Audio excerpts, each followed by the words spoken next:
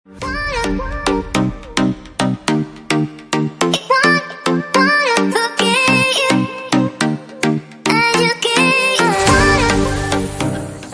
warahmatullahi wabarakatuh. Kami dari kelompok 5 akan menjelaskan Itu jenis-jenis pengetahuan. Sebelum kami menjelaskan jenis-jenis pengetahuan, di sini terlebih dahulu saya akan menjelaskan apa sih itu sebenarnya pengetahuan.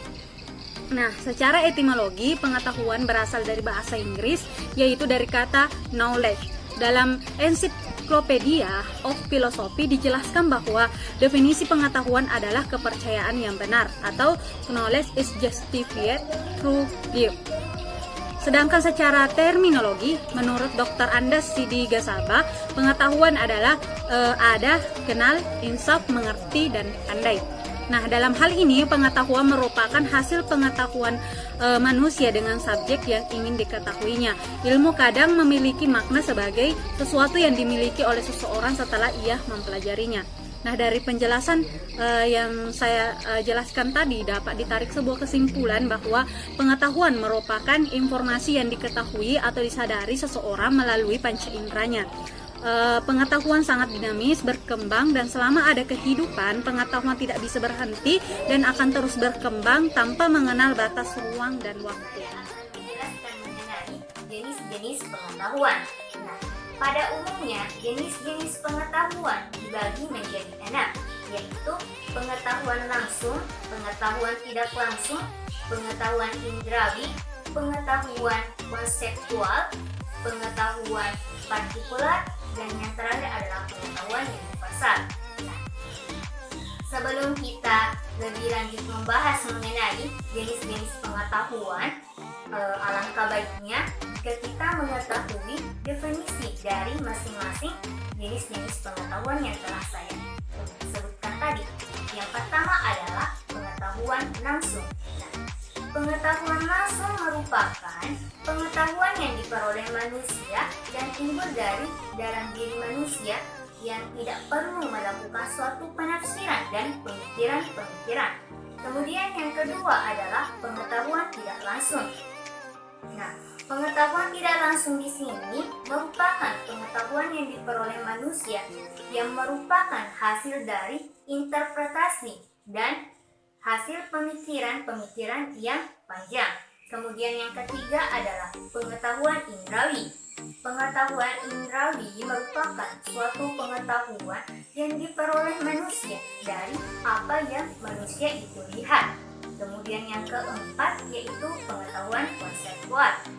Nah, pengetahuan konseptual tidak bisa dipisahkan dengan pengetahuan indrawi karena pengetahuan konseptual dapat dibuat ketika seseorang itu telah melihat objek yang akan dikaji atau objek yang akan diteliti. Kemudian yang kelima adalah pengetahuan partikular. Pengetahuan partikular merupakan suatu pengetahuan yang membahas secara khusus atau tertentu atau hanya sebagian saja. Kemudian yang terakhir adalah pengetahuan universal. Nah, pengetahuan universal merupakan suatu pengetahuan yang membahas suatu objek yang telah diteliti dengan umum atau bersifat menyeluruh.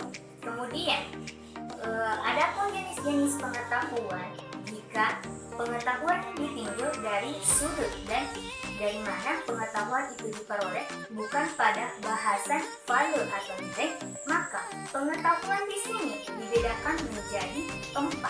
Yang pertama adalah pengetahuan biasa. Nah, pengetahuan biasa merupakan pengetahuan yang diperoleh manusia berdasarkan akal pikiran manusia itu sendiri. Kemudian yang kedua adalah pengetahuan ilmiah. Nah, pengetahuan ilmiah merupakan suatu pengetahuan yang diperoleh manusia melalui proses metode ilmiah atau biasa disebut dengan ilmu pengetahuan. Kemudian yang ketiga yaitu pengetahuan agama. Nah, pengetahuan agama di sini merupakan pengetahuan yang mengenai keyakinan-keyakinan. Kemudian yang keempat yaitu pengetahuan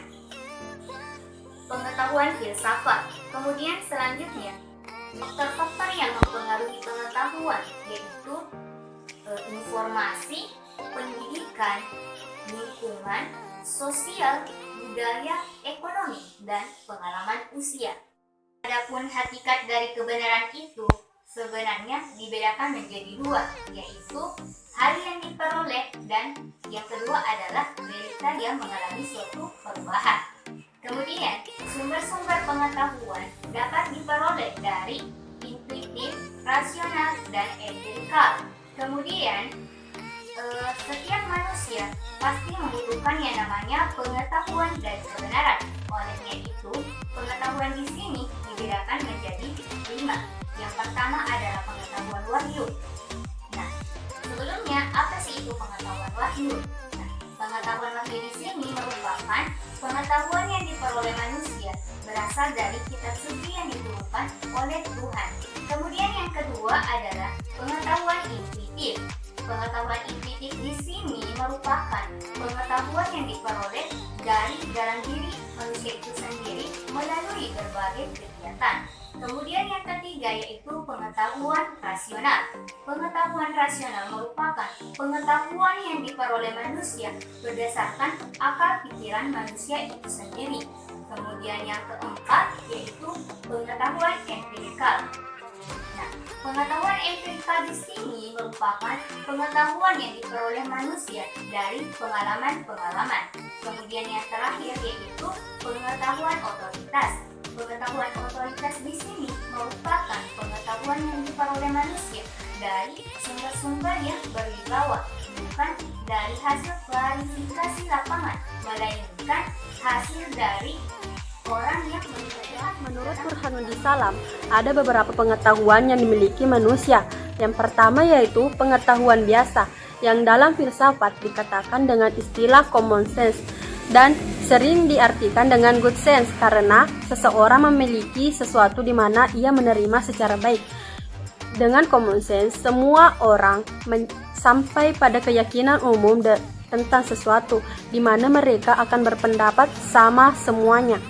Yang kedua, pengetahuan ilmu, yaitu ilmu sebagai terjemahan dari sense dan pengertian yang sempit. Sense diartikan untuk menunjukkan ilmu pengetahuan alam yang sifatnya kuantitatif dan objektif.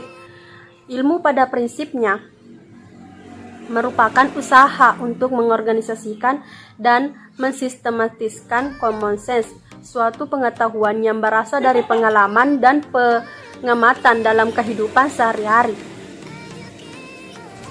Nah, yang ketiga yaitu pengertian filsafat, yakni pengetahuan diperoleh dari pemikiran yang bersifat komparatif dan spekulatif. Pengetahuan filsafat lebih menekankan pada universalitas dan kedalaman kajian tentang sesuatu. Nah, yang keempat yaitu pengetahuan agama, yakni pengetahuan yang hanya diperoleh dari Tuhan lewat para utusannya. Pengetahuan agama bersifat mutlak dan wajib diyakini oleh para pemeluk agama. Ya, baik, di sini saya akan menjelaskan tentang jenis-jenis pengetahuan menurut Soejono Soemargono pada tahun 1983. Di sini terdapat pengetahuan yang pertama itu pengetahuan non ilmiah, yang kedua itu pengetahuan ilmiah. Nah, langsung saja, apa sih itu pengetahuan non ilmiah? Pengetahuan non ilmiah adalah pengetahuan yang diperoleh dengan menggunakan cara-cara yang tidak termasuk dalam kategori metode ilmiah. Dalam hal ini termasuk juga pengetahuan meskipun dalam babak terakhir direncanakan untuk diolah lebih lanjut menjadi pengetahuan ilmiah yang biasanya disebut pengetahuan para ilmiah. Secara umum, yang dimaksud dengan pengetahuan non-ilmiah ialah segenap hasil pemahaman manusia atas atau mengenai barang, suatu atau objek tertentu yang terdapat dalam kehidupan sehari-hari. Dalam hal ini yang cocok adalah hasil penglihatan dengan mata, hasil pendengaran telinga, hasil pembawaan hidung. Yang dinamakan pengetahuan ilmiah adalah segenap hasil pemahaman manusia yang diperoleh dengan menggunakan metode ilmiah. Pengetahuan ilmiah adalah pengetahuan yang sudah lebih sempurna karena telah mempunyai dan memenuhi syarat tertentu cara berpikir yang khas, yaitu metodologi ilmiah.